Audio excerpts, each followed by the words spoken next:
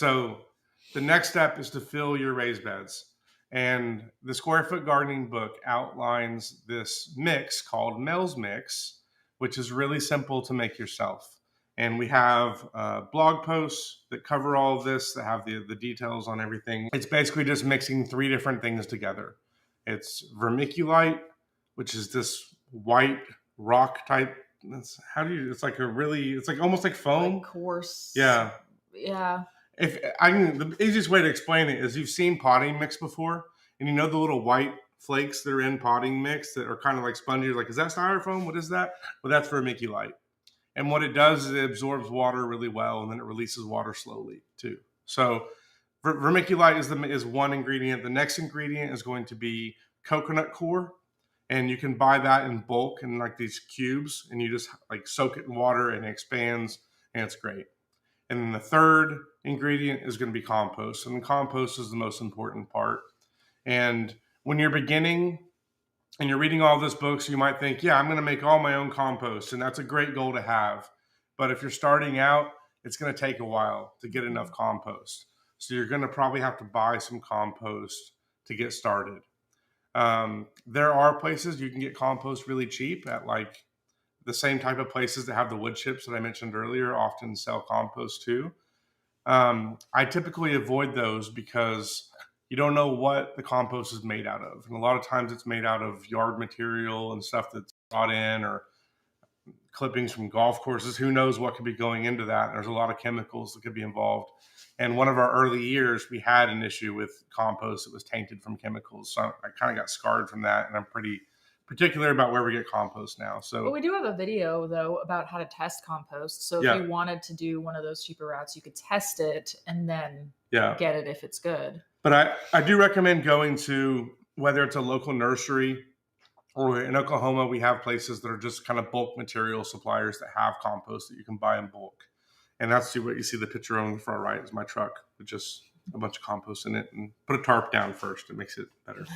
You made that mistake before. Yeah. But that's going to be the way to go. So, and you kind of mix all those 3 together. Now, you can also buy this mix already made. This is basically just making your own potting mix. And that's basically what you're filling these raised beds with is potting mix.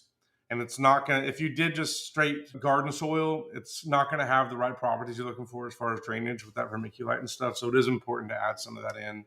And you can also typically buy this pre-mixed too at nurseries and stuff like that if you don't want to go through the hassle of having to make it yourself.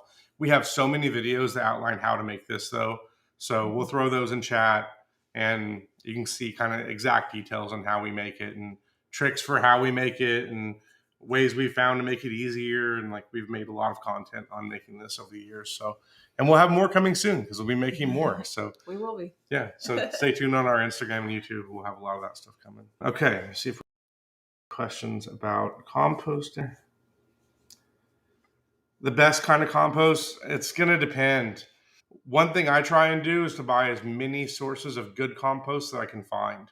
So the place that I buy compost from here in Oklahoma, Minnick Materials, they carry like 4 different kinds of compost. One that's vegetable based, one that's basically cow based, another one that's a mix, and then a 4th one that comes from the zoo, which I think is pretty cool. It is really fun. Zoo poo. Zoo poo is what it's called. It's a mix of like elephant and alpaca and all sorts of stuff. Now that we live on a farm, we're making a lot of our own than we ever did before too. Farm poo. Yeah, so we have goat poo and all of that stuff that we're using a lot more of now as well. But when we were in the city too, like we had a rabbit that we used for, their poo for fertilizer. I mean, you can still do things even if you live in the city related to that, doing it yourself. And worm composting. Worm composting is a really is a great easy way thing to go. To do. Yeah. Yeah. So we made all this. I mean, these pictures are from when we lived in the city, so don't feel like you have to have a farm to do any of this. Yeah, for sure. And like once you get going with composting, you'll be able to make enough to supplement your needs season to season.